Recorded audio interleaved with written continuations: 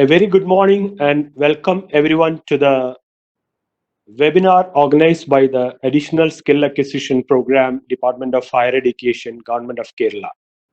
Today's webinar is being organized by the ASAP Kannur team, and we have a very eminent speaker with us to talk on a topic relating to the pandemic outbreak which the world is facing now. Well, before introducing the distinguished speaker, let me tell you that there is a school of thought which says that pandemics keep on coming back every 100 years. We had in 1720 the cholera, a plague outbreak, I'm sorry. In 1820, we had the plague. In 1920, we had the Spanish flu. And in 2020, we are now having the COVID-19 outbreak. Now, a professor of history from Yale University once remarked that he has strong suspicions to believe that these pandemics are following a railway timetable. With such accurate precision, it is coming back every 100 years. Now, we are fortunate to have a very renowned scholar who can be placed at the junction between two disciplines, history and demography, and a true practitioner of interdisciplinary research with us today to speak upon the topic Lessons from the Past, the 1918 influenza epidemic in India in the context of COVID-19. Professor Gopinath Ravindran is the Honorable Vice Chancellor of Kannur University in Kerala, and he will be speaking on the topic today. He is an expert in history, and he has got a good understanding of population studies. He has worked on 100 years population history of the country from 1881 to 1981, and he has published a major book also in this regard, which is a widely read one. Professor Ravindran is the most appropriate person to speak on today's topic on the COVID-19 outbreak.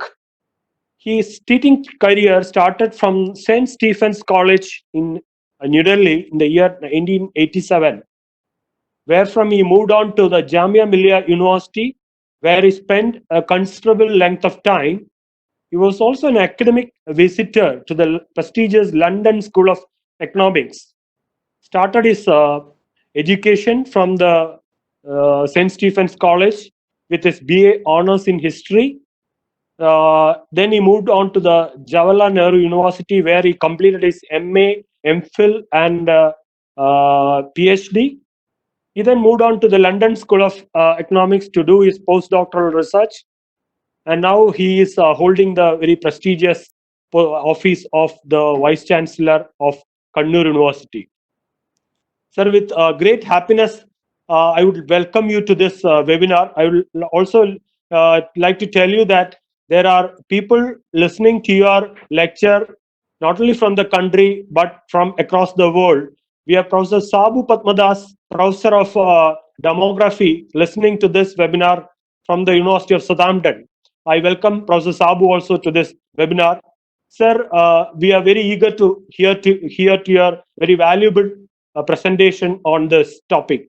Over to you, sir. So, when this COVID-19 began, we were all talking about facts and figures and so on and so forth.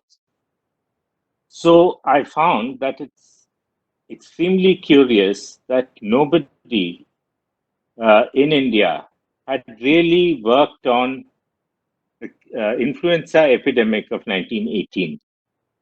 The 1918 influenza epidemic in India has largely been a forgotten event, despite the fact that it killed nearly 4% of the population of India at that time.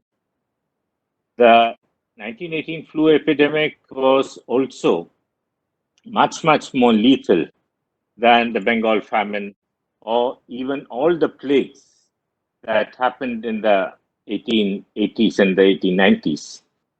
So, despite being the most catastrophic uh, event in terms of its human toll in modern history, the 1918 flu pandemic across the world and in India has received extremely little attention.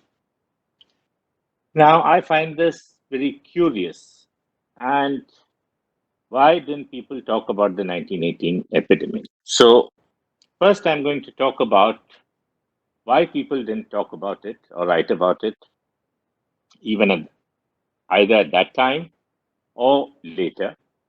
Second, I will very briefly describe the, the sequence of events of 1918 in India, the data that has been used, problems with the data, how the flu progressed from Bombay to northern India, central India to northern India, why it affected some parts of the country more, some age groups more, uh, some sexes more. So I will do a basic description of the 1918 flu epidemic in India, and then go on to see what were the impact of the 1918 epidemic. After doing this, then I will try as a historian.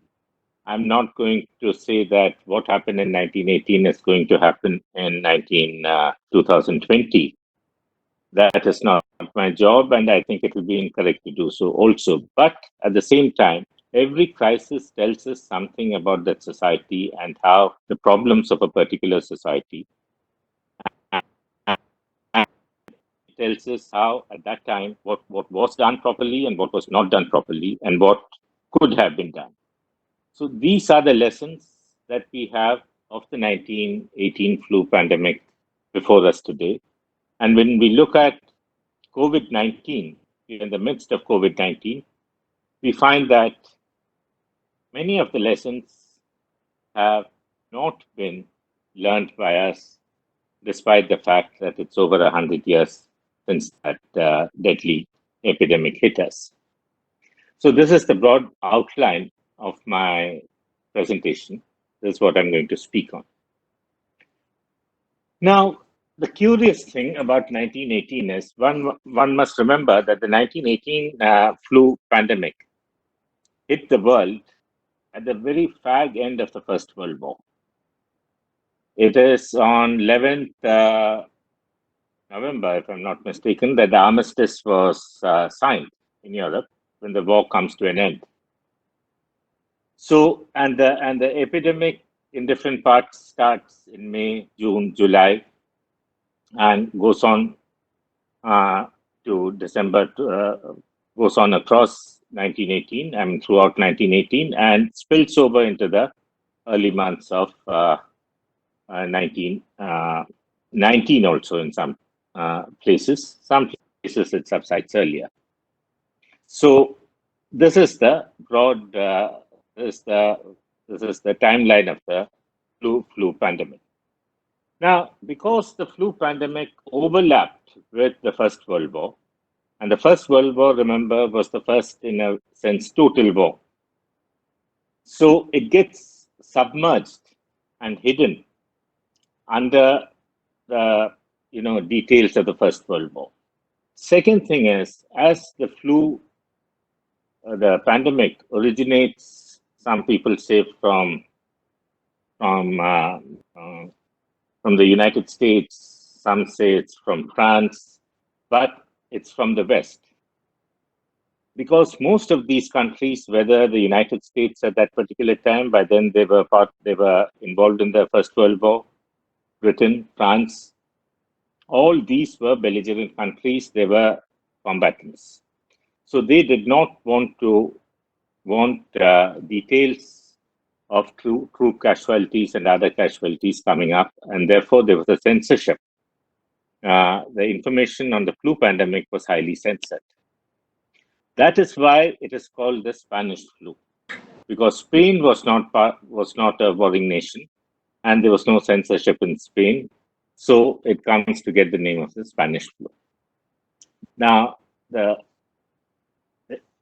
this is somehow, when it comes to India now, in India then, we find that India also, just before this, in the 1890s, went through a terrible series of plague outbreaks. And this was accompanied by very, very, very stringent and draconian measures taken by the colonial state, especially in Bombay. And many people, such as Tilak, Balgangadhar Tilak, protested vehemently against the anti-plague measures. But coming to 1918, we find that Tilak is also quite silent about it. Gandhiji, Sabarmati, there are reports that people fell ill in Sabarmati ashram. Gandhiji also talks about it very, very little, especially after the Jallianwala Bagh incident.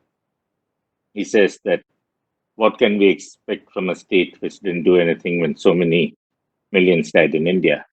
But other than that, the nationalists in India are not really taking on the government despite the unprecedented death toll of the 1918 epidemic. The home rule leagues, they are not talking about it. Tilak is not talking about it. Indian National Congress is not really taking it up as a major issue. We find most of the information about the 1918 epidemic, the flu epidemic, from the report of the Sanitary Commissioner of India. This was the office of the Sanitary Commissioner of India, which issued an annual report called the Report of the Sanitary Commissioner of India, as well as under the Sanitary Commissioner of India, every government, every provincial government had its own sanitary commissioner. So you had the report of the Sanitary Commissioner of Bombay, of Madras, of United Provinces, and so on and so forth. When I wrote this little piece, I wrote it here, so I do not have access to the provincial sanitary commissioners' reports, which give much more granular data. So at this point, let me talk a bit about the first point I want to make is, so everybody in a way forgets the plague, both the British as well as the Indian nationalists, Muslim League, the nationalists. League is also not talking about, nobody is talking about it really in great detail. This is the first curious fact. The second thing is the numbers who died. Very often the number that is you find in the media is taken from Kingsley Davis of 20 million. But there are, again, the numbers, how do you estimate the numbers? Because this also has a lesson for what we are experiencing today with numbers. Okay, so I will spend a bit of time on the problem with estimates. Today, of course, unlike 1918, health surveillance systems, vital statistics registration is much better in most countries. In India, however, vital registration varies greatly between states. In 1918, again, some states had better registrations, others did not have such good registration. But what many demographers have done is that they have used some correction methods using the census. Basically, it's called the growth balance method, or variations of the growth balance method, to estimate mortality in 1918 from the Sanitary Commissioners of Vital Registration data. Now, these are not totally satisfactory, and especially in 1918, because in 1918, most of the who collected these statistics were collected in the villages of India, in the rural areas, by the local revenue officer. In Madras, it was the Karnam, or it would be the Tehsildar, so it is the village level revenue officer who collected this data. And then it was sent up to the collector, and the collector would then send it up to the province. So many of the people who were tasked with collecting data themselves died or were afraid to collect data. So we have to be very, very cautious when accepting the figures for given in 1918. The second problem with the figures for 1918 is there was nothing, at that time, they didn't even know what was causing this disease. The etiology of the disease was not known, neither was the cure known. So, first they thought it is, uh, they thought it's pneumonia, it's whooping cough, did not know, they thought it's a bacterial disease, and there was no clear way of classifying mortality from the flu epidemic. So other causes is one classification, along with fevers. Now, fevers is a classification that was used in colonial Indian death data, and fevers could be any kind of fever, including malaria. So these are the problems with data. So the data has to be, we have to somehow clean the data and make educated guesses and corrections to the available data. It can be done. Two or three ways of doing it is one is to take background mortality and see how much was the excess mortality for these years. So roughly that would be the flu. Those would have been the flu deaths. But there again, you have comorbidities, and I'll come to it in my presentation. So these comorbidities have to be taken into account. But whatever it is, whether it is 13 million or 20 million, I don't think it matters very much today. What these figures between 13 or 12 to 20 million say is that it is huge. It is more or less double the normal mortality of that time.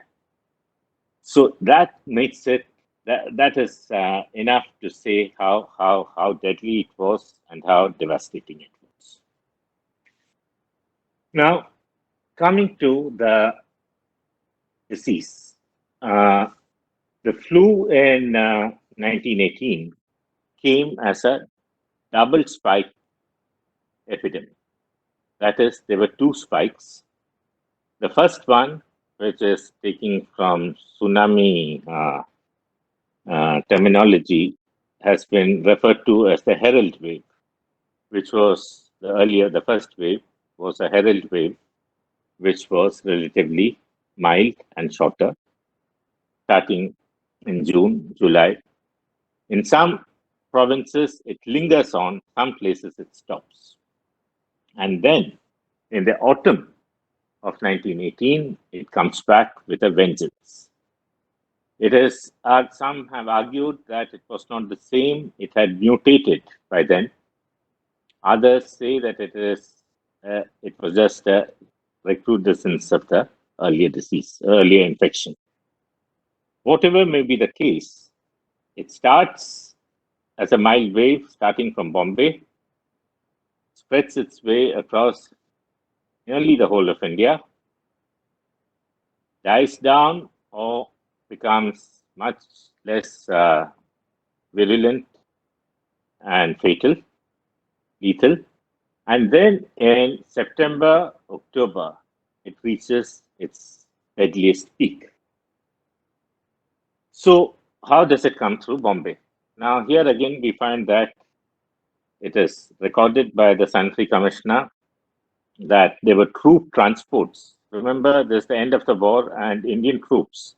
India had supplied over 1 million troops to fight in the First World War. Many of them went as laborers, many went as foot soldiers. They were in the Middle East, they were in Europe, and these people are coming back via Basra and Karachi So one ship comes to Bombay, and some of them are infected, and after that, the disease spreads. So this was denied by colonial officers who said, no, maybe the flu was already, fevers were already in Bombay, so it's not the soldiers who brought it in. But soon after this, another ship came to Karachi from Basra, and there were people who were sick on the ship. And when the ship, when they disembarked at Karachi, immediately after that, the flu spreads in Karachi and Sindh. So, despite British protestations, it is very clear that returning soldiers bring the disease into the country. This again, there's a kind, they were trying, and the Indian newspapers in Bombay, the Times of India, for instance, they are writing saying that the person in charge of the health of troops should be hauled up and he should be punished for not informing the civil authorities in time, but really no action is taken. The sanitary commissioner goes on saying that fever was already in India, so it didn't come with the troops.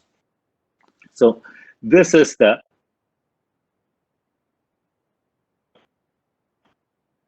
in the late summer, early monsoon of 1918. Now, the other point is that this disease has a very clear geographical spread. That is, although when it comes in May and June of 1918, it comes to Bombay, goes to Gujarat, goes further up all the way to Punjab. Similarly, from Karachi also, it goes all the way up to the northwest frontier provinces. And then it also moves into the United Provinces and especially into central provinces and Berar, which is now would be part of overlapping Maharashtra and Madhya Pradesh.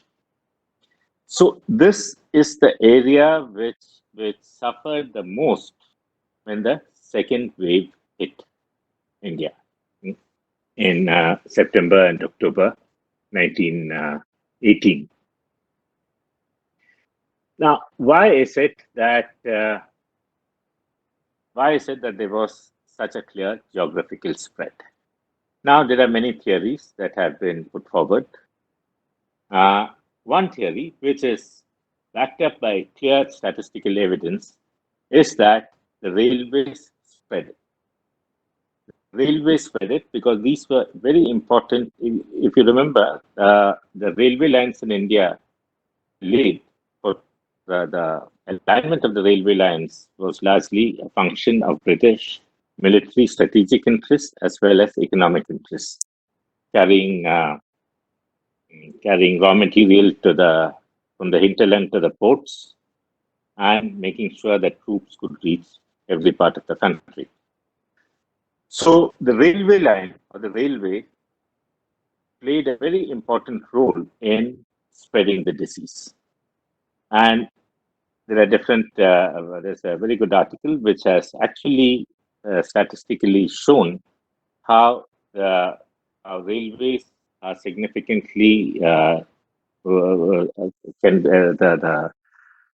regression equations were carried out, and they show that how passenger traffic and railway routes played an important role in explaining the fatalities from the 1918 flu. But railways then, I'm going to argue that railways were a necessary but not sufficient explanation for the spread of the disease. I'll come back to that in a moment. The best information, statistically most reliable information that we get is from the health of British troops stationed in India. Because they were fewer in number, they were concentrated. Therefore, the recording of morbidity and mortality were both better than for the general population of the country. So we have information of different cantonments, and cantonments were spread across the length and breadth of the country. We have both morbidity and mortality data for both for British officers as well as for native, so what they call native soldiers. And here again, we find that the infection rate and the R naught for the basic reproduction number, curiously, is higher for British officers than for Indian troops. Once again, although the number of Indian troops were greater, the R naught number is higher for British officers. Here again, we find that British officers, despite being better fed and more healthy than the Indian troops, maybe they were counted more carefully than the Indian army or the native troops. This might be a reason for the higher R naught that is found amongst the British troops. But again, we find the spread of the disease in the various cantonments also mirrors the skewed geographical spread of the disease amongst the general population. That is, the southern and eastern parts of India generally escaped the brunt of the epidemic, which was concentrated more in the central provinces in Bihar, northwest, that is Punjab, parts of Punjab, and western United Provinces, or what is known as UP. So this is the geographical spread of the disease. I repeat, southern India, southern coastal part, south of Bombay, what was Madras Presidency, Bengal, northeast, the eastern central India. These areas were much less affected than west central, northern, and northwestern India. So this is the geographical spread. Now, this is explained, as I told you, one by railways. That is a plausible and reliable and substantiated explanation. The other explanations are to do with meteorological variables. People have said, and even it's being said now also, high temperatures might kill the virus. That time there was no talk of a virus. So people found that there was no clear association with temperature or with rainfall.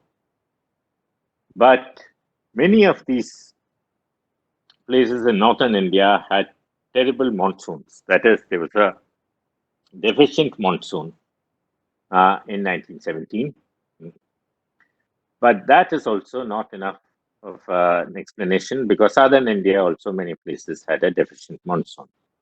So they talked about, that is, they tried to make a direct association between the mortality, the fatalities from the flu, and the diurnal range of temperature. That is the difference between the maximum and the morning and evening, or maximum and minimum temperatures. They found that this had some association with mortality, and therefore tried to say this is why northwestern India was more affected.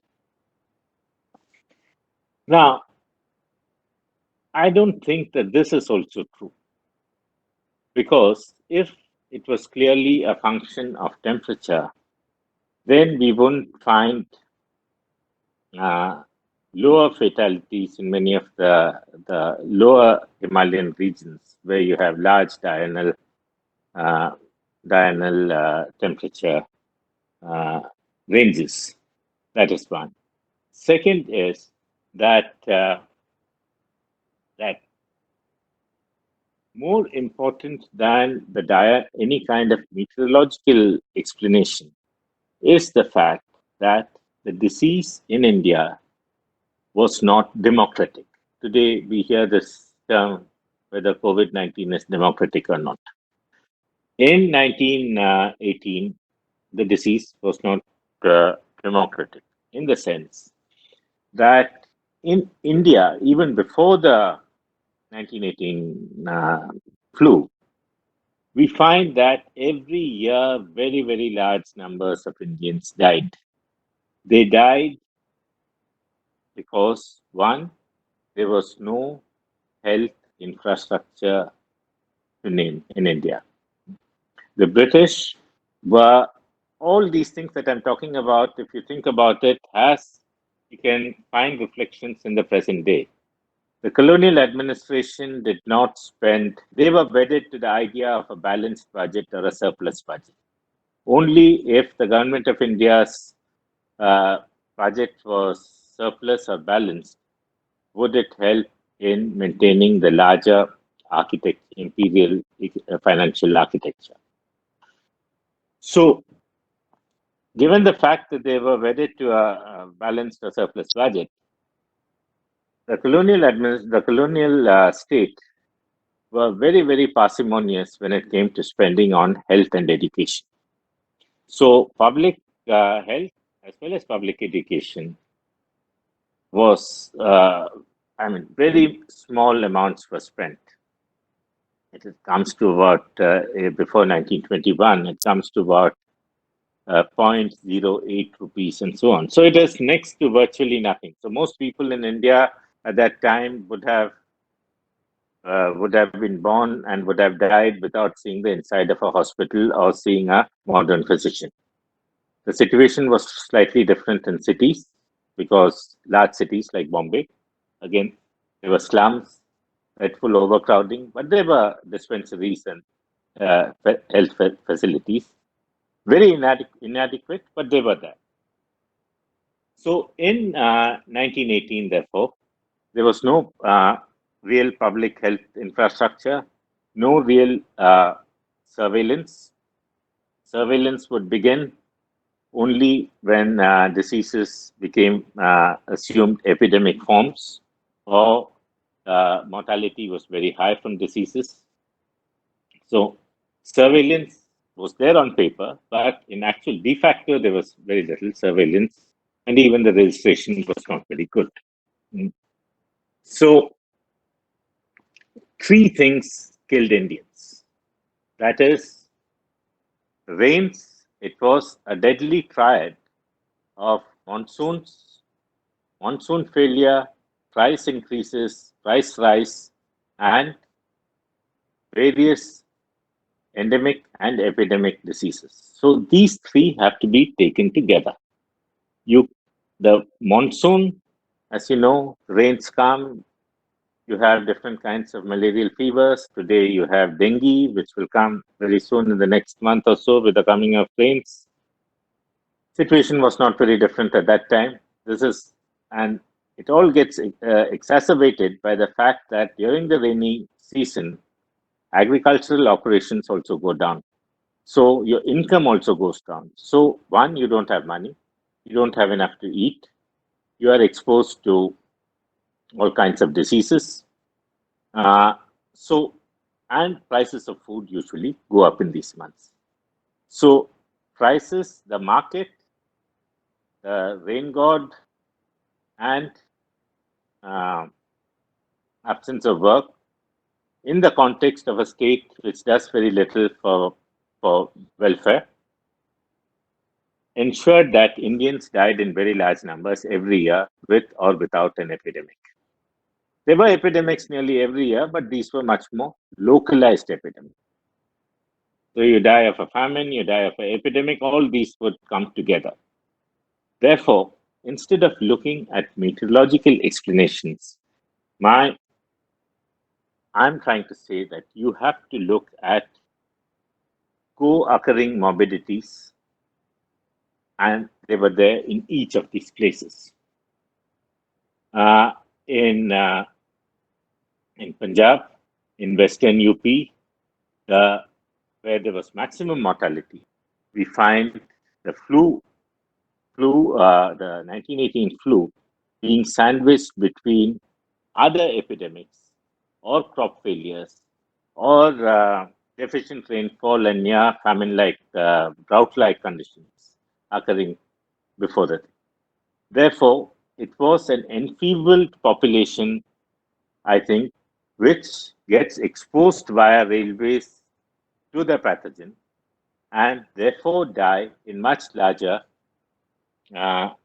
much larger numbers in 1918. Number one.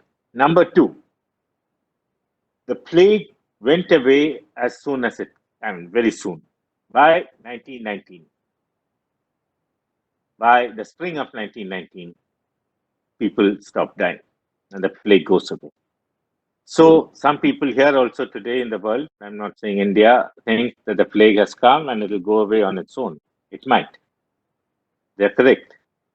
But if we are ready to let about 20 million die or 18 million die or double the number who usually die, then I think going by a very simple, crude epidemiological model, the SIR model, there won't be anybody, all these people would have been removed from the population. There would be some kind of herd immunity of those who survive, and maybe the the virus will not find purchase in the population and go away. And that, I think, happened during 1918. So by 1919, it is over. But again, the curious fact is nothing really changed in India. If you look at the economic, both in India, again and again, I'm referring to India because India, unlike many other places in the world, take Australia, take Britain, USA was badly hit. But the economy, bounces back to normal by 1919. If you take the figures from India, you find, take land revenue figures, take income tax figures, a very small number of income taxpayers in India, but still, take income tax figures, take export import figures. If you don't know that there was a plague which happened, a flu which happened in 1918, you won't even suspect that 1918 there was such a deadly flu. Many history students, for instance, when they started, I was talking to some of my friends who worked on economic history at that time, and they said we didn't even know when they were doing the research at that time, maybe 10 or 20 years ago, that there was a flu epidemic around. So, if you look at the colonial archive, there is next to nothing, unless you go searching for it. If you look at uh, regular annual reports, serial reports on trade, economy, remittances, uh, if you look at non demographic records, most people would miss the most deadly pandemic of the century. So this is another possibility that India, there was a lot of unemployment, there was underemployment. So it doesn't matter if 20 million die, we could go back to business as usual after a small decline, a small dip in the economy. The last point is it starts from Bombay, starts from the cities, starts from people coming from outside, as we know today also. But it's at its deadliest, best, or worst when the virus travels to the countryside. That is when people start dying in unusually large numbers. This is what had happened in 1918. I won't go into more details. Coming to lessons today, I think the first takeaway is that today we had, we've seen quarantines and being imposed in India, what we have called a lockdown, which has suppressed the spread of the disease to some extent. But this lockdown should have been used, and I hope it has been used, to ramp up other public health measures.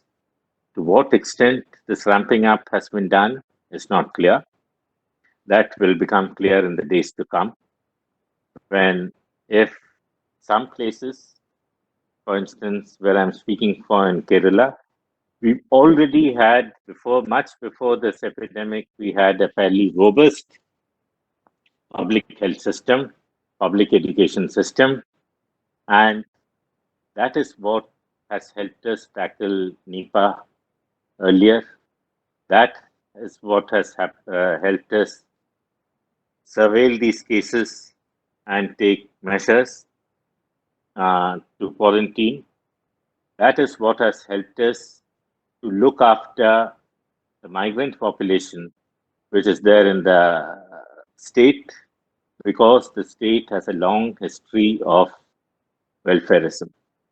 So I think the most important point is wherever you had adequate public investment, state investment in public health, uh, and education, the disease will come, the virus will come, it will affect people, but it will be less deadly and less lethal and more manageable.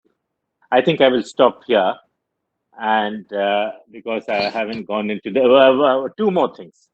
The other is that the young, very young, and the very old were affected in the first wave of the disease. By the second wave of the disease, by the second spike, it was the healthy who were most affected. 20 to 40 age group was the most vulnerable age group. That is, people who are most healthy were the ones who died in the largest numbers, who had who were infected the most. This has been attributed to a phenomenon which has been called the cytokine storm, and because the healthy people had the immune systems working overtime, and this led to the deaths, the the what you might call an overexcitement or over response of the immune system of healthy young men and women. And women died in very large numbers. Why they died in very large numbers is not very clear even today. Some might have died because they were pregnant, but that again needs much more study to find why women in India died in such large numbers during the flu. And so the change, the target group, the target of the virus changes in the first wave and in the second wave. Last thing is, many people in Europe have said that this has led to studies have shown that it had in utero effects, that children who were in the womb in 1918, when studied later in life, showed lower accomplishments educationally, economically, and so on. So they were disadvantaged because their mothers were exposed to when their mothers were pregnant with them, they were exposed to the virus. So these are all small studies done in different parts, and it needs much more work for us to reach any firm conclusions. The stock market, interestingly, yesterday there was news that New York Stock Exchange has opened.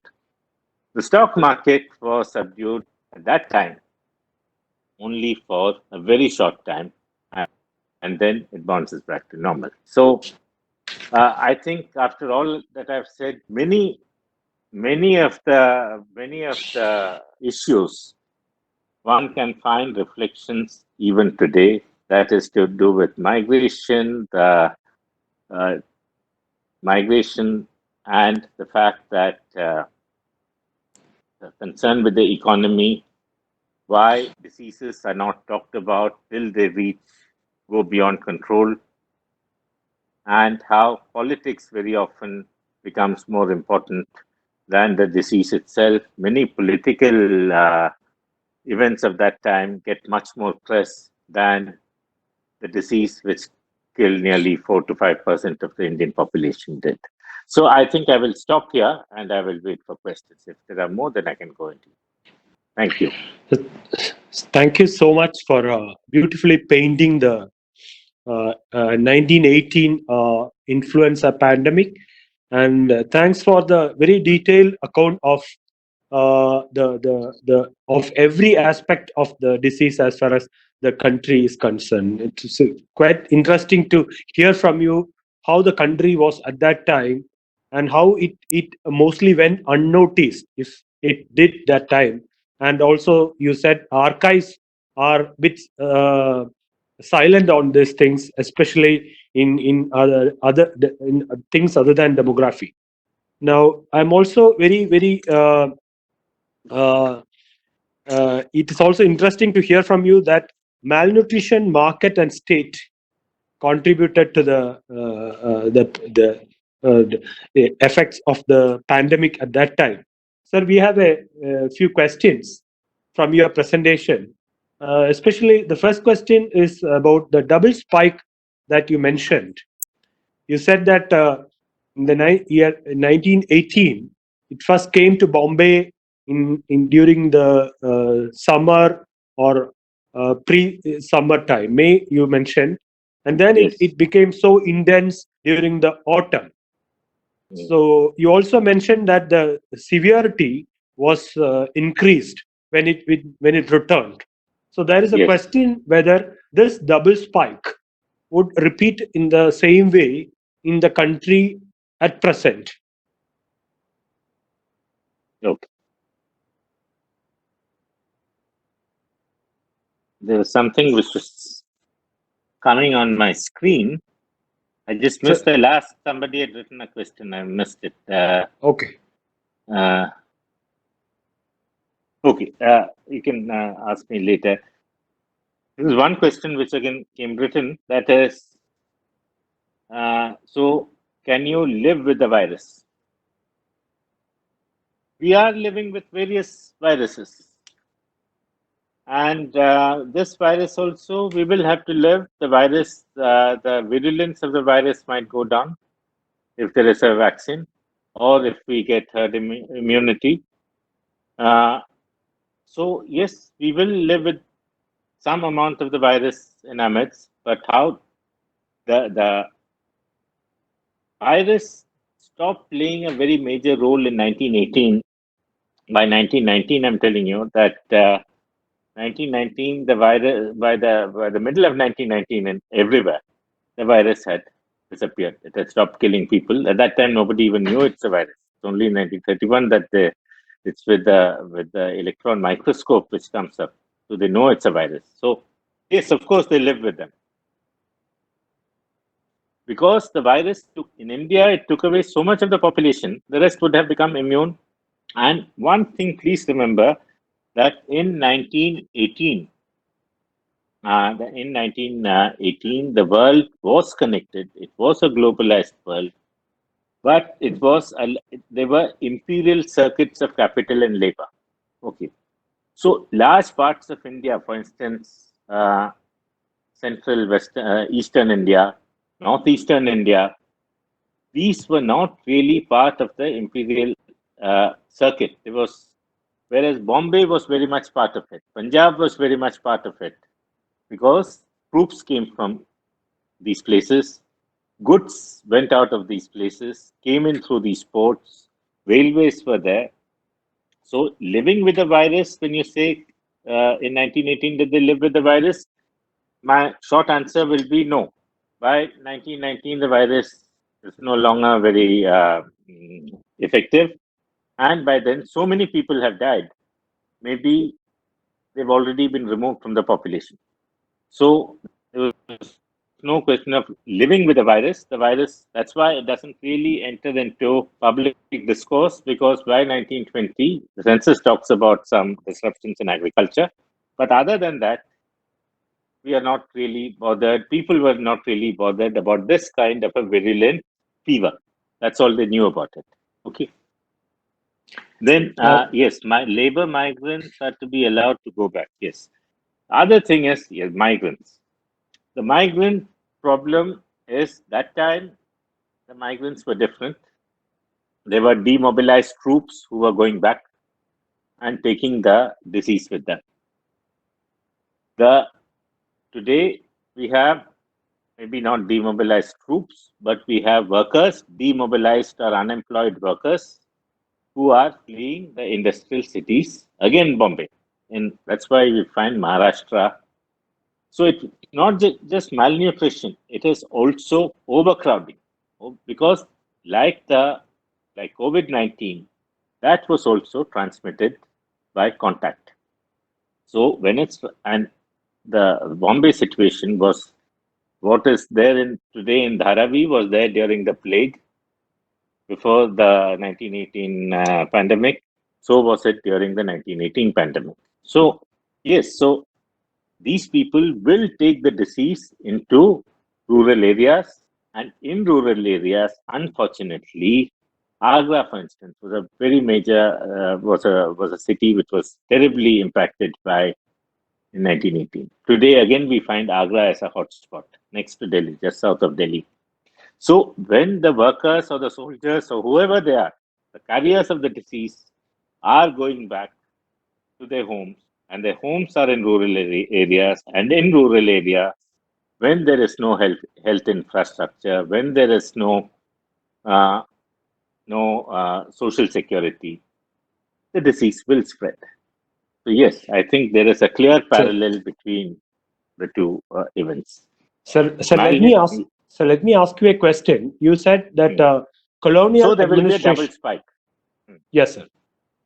Uh, Sir, also there is a question, like you mentioned during your presentation that colonial administration did not pay much attention when it came to public health, whereas they manage the health of their officers as far as cantonments are concerned. There is a clear difference. So, Yes. was there a good understanding, at least among the colonial rulers, that something like this was happening at that time? And did they take any measures to contain the movement, at least in the cantonments? No, there was no movement to quarantine or anything during the 1918 epidemic, but they were treated in hospitals, the military hospitals. Okay. That was done.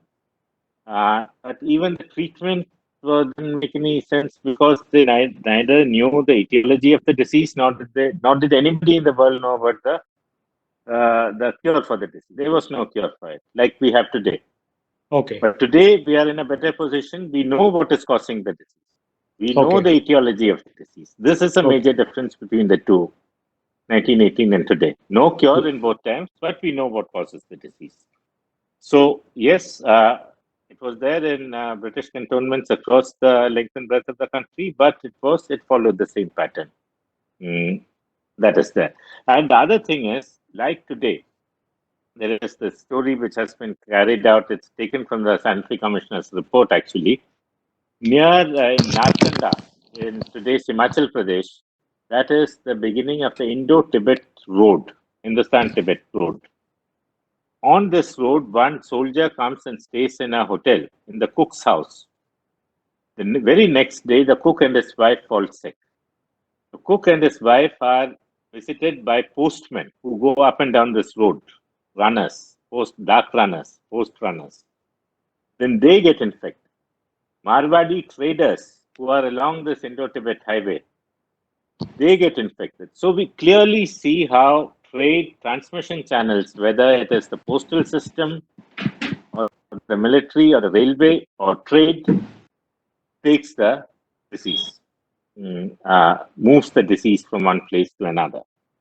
So these are all, the same thing happening again. It is well known that contact is leading to the transmission of the disease. Now, the double spike, I think we are in for a double spike because the entire country was not affected equally. At least that is what the information that we have tells us today.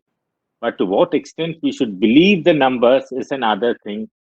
1918 tells us that we should really think we should be very, very skeptical and careful with the data that we get. And we have to really, even today's data, we should check it against normal mortality for these months before COVID-19 hits us. Then we will get to see the excess mortality and we can see whether some state is underreporting it very greatly or not. Um, Sir, you made a statement. I'm surprised why you made that statement. Like you said that nothing really changed in India. Now, could you please clarify why you made that statement? Okay. why I made the statement is, I'm sorry if it shouldn't be misunderstood. Why nothing changed in India is that no institutions changed. There was no different institutional response, despite losing so many people. You see, there is an interesting thing. During the epidemic, Hyderabad municipality spent only 25 rupees. 25 rupees is what they spent. Hmm. There was no money coming from any other source from the Hyderabad state to help the municipality. Bombay Municipal Corporation has again said that Bombay Municipal Corporation didn't do enough. Philanthropists did help in Bombay. Philanthropists did help in Delhi. Hmm. In fact, the college that I went to, St. Stephen's College, comes to the help of people in Delhi. Delhi is said to have. So, even today, so what has changed? You see, infrastructure, uh, investment in public health infrastructure did not change. In public education does not change or did not change. And in many places, we see it still has not changed. Similarly, we find that other things, whether it's export, import, industrial activity, taxation, nothing changed in 1980. So that is in terms of institutional response and variables which were not directly associated with demography. These did not change. That is why I said nothing changed. And even in politics, there is no discussion of this. It gets taken over by the Jallianwala Bagh massacre, and the politics of the day. Non-cooperation movement begins after that. Gandhi mass uh, uh, politics, popular politics comes to India. All that comes, but when it comes to the disease and people dying, nothing really changed. And sir, you presented the picture of India. So Yes, how was the situation of the world at that time, or how did we fare as far as the rest of the world was concerned? we fared much more badly than the rest of the world. Okay. The rest of the world, in terms of deaths, rest of the world was not as badly hit as India. Everybody was affected. Australia was affected. Britain was affected. But in Britain, it was said that the disease was very democratic. It killed everybody. Whereas in the United States, it said that the disease was not democratic. It affected blacks much more. So the undemocratic impact of the disease still continues world over. I think it has become much more undemocratic today than it was in 1918 for different parts of India. So we have got a very important question. You during your presentation you mentioned that railways did play a very important role when it came to spreading the 1918 influenza epidemic. Hmm. Now, now we see that the air travel, which is quite prevalent in today's world, it is accelerating the spread of the virus. So, do you think that the role played by railways will be played by the airlines when the normal traffic resumes? Yes, I think the number of people who traveled by train at that time would be still have been more than air travel today. But still, yes, air travel will play a major role. I mean, that's how the virus comes to India. I mean, it comes to Kerala from Wuhan via That's Kochi, true. isn't it? So it comes by the travels by aeroplane. But today, when you have thousands and thousands of migrants who are moving back from pockets, industrial areas that are most infected, and maybe we still don't know the real extent of the of the infected populations in Delhi and Bombay and so on. When they move back, it is going to be I think it will be much worse than some demob soldiers moving into Punjab and Western UP. Today, I mean, we see the television news every day. I mean, thousands and thousands of what thousand millions of workers are moving Whether it doesn't matter whether you're going by rail or whether you're going by air or whether you are walking, you are infecting people with whom you're coming into contact. Sir, during your presentation, you mentioned all aspects of the 1918 outbreak, and we find that there are many parallels as far as the COVID-19 is concerned. The way it is spreading, the way it is being managed, many things. So, about the double spike that you mentioned, do you foresee a double spike as far as the COVID-19 is concerned? You see, this is a question for an epidemiologist. I do not have the data. I'm Yeah. not privy to the data, but I mean, common sense tells me there will be a spike. Because Okay. when you have so many, you see, India, even today, we do not have any idea of how many migrant workers we have because of the informalization of the economy. And now in UP, they have diluted labor laws. So again, there will be no registration of workers who have gone there. So what when these people go back, it is common sense that many of them will be infected. And when they go there, they will infect a population which still has not been infected. So one can, I think, expect a double spike in this case also. Sir, having studied the 1918 epidemic in detail and with your understanding of that situation, so what do you think would be the ideal thing that the state governments should be doing to come out of the present situation, especially the lockdown? You see, lockdowns can never go on forever. You have to come out of lockdown. But before you come out of lockdown, which Kerala did fairly well, because we had this health infrastructure, we tested very high levels of testing in the beginning. That is when you need testing at the beginning of an epidemic. Once it gets into community spread, there's no point testing people really. By then it has already spread. Kerala tested at the right time and then it surveilled the population. If this had been done, then when it comes, you can, as we are doing today, we know that there are hotspots. So we can go into some kind of mass testing in hotspots and then go into, which is not a very refined way of testing. And then once a whole pool or cluster tests, it's positive, then for that cluster, you can go in for individual testing and, and quarantine or segregate them. Let the other places work. All this should have been done in the 50 or 60 days of quarantine that India went through. This was the time when they should have been done. So, but unfortunately, I don't think all states have been equally successful in doing it. And now, when the migrant population starts moving and non-migrant and whatever, when this movement begins, and if they have not been tested and segregated or quarantined, then they will surely carry the virus to non-affected populations.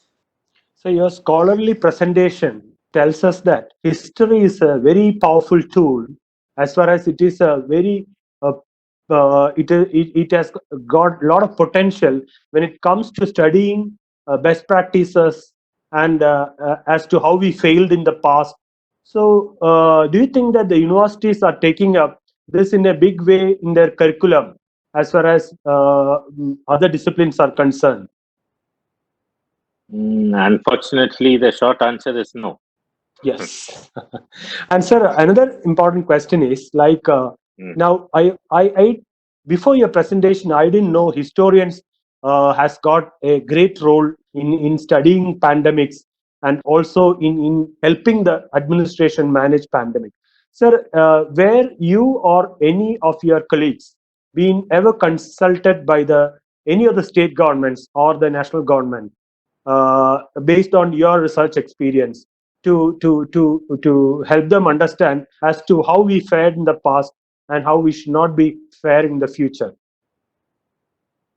No, nobody has done that. But then, what happened in 1918 is not going to happen in all forms in 2020.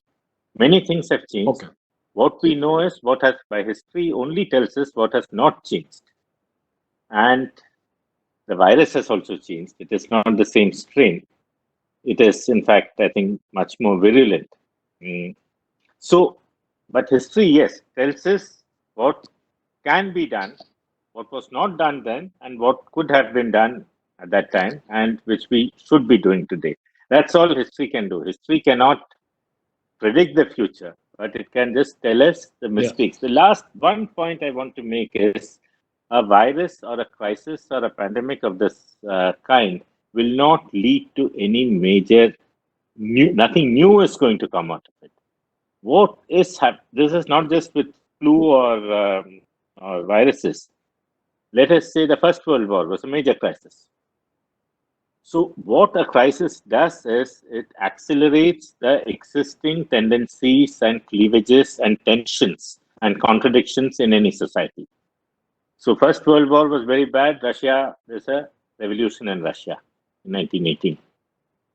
But the Russian Revolution was not because of the flu or the First World War. There were various internal factors which were building up much before this happened. So, a crisis only pushes or accelerates existing tensions and contradictions.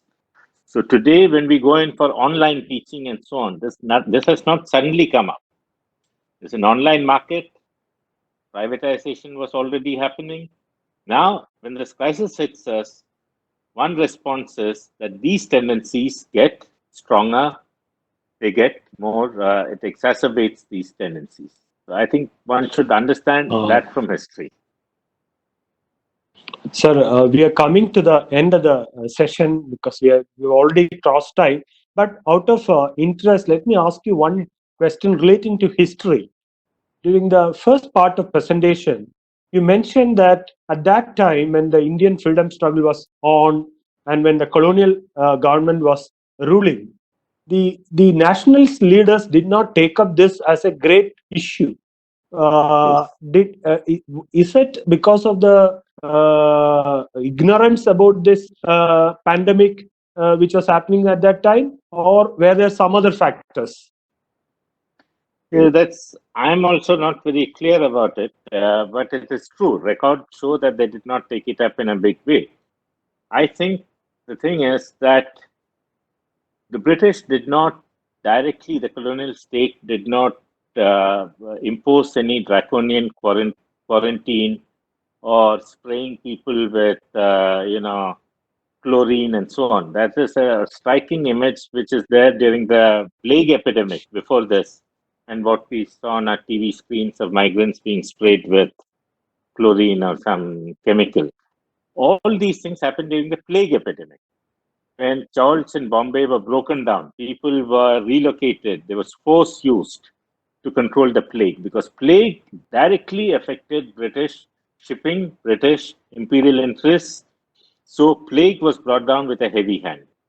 1918, it was not done. So maybe there was no direct involvement of the colonial state. They could visible intervention of the colonial state. Maybe that is one reason. The second reason is we had got used to 6 million people dying every year, so a couple of million more in different parts. I don't think made much news at that time. Although it's only much later that it's only by October, November that it becomes more. But even then, a report of native newspapers, there is a confidential report collected by the British, looking at all the native newspapers, you hardly find many references to the influenza epidemic. Very, very, very few. Sir, thank you so much for the very inspiring presentation. And also, it was highly enlightening to us because we had organized a series of webinars during the last 1.5 months, but never did we come across such a presentation which took us all the way to the 1918 episode of the outbreak of a virus. And the way you presented it was a really scholarly presentation. The way you put all the facts on the table, your insights, you placed your insights also, and also it is interesting to understand from you that history is a sidelined subject. In fact, history should be brought to the front by the universities, at least in understanding as to how we have managed be it economic, be it health, many things. So I'm sure that this particular webinar has helped many people listening to this. I understand that there are people listening to this from across the country and all from different parts of the world as well. So this is an eye opener to many who are listening. Sir, we understand that you are very busy being the head leader of a university. We are so happy that you are heading the university. A great scholar is heading a university in the state. Thank you so much, sir, for sparing your valuable time, telling us all these things about 1918 influenza epidemic. And also, many thanks to all the participants who are listening to this very valuable webinar session. And thanks for all the questions. Thank you so much. Sir, would you like to say something as a closing statement? No, but closing, thank you very much for having me on your webinar series. And I hope that we look at, epidemiologists have looked at the history. I hope that economists, politicians, and administrators also take history a bit more seriously. Thank you very much. Thank you. Yes, thank you. Thank you very much, sir. Thank you. And I would like to thank everyone who listened to this webinar, and also a big thanks to the ASAP Kannur team who have managed this webinar wonderfully well.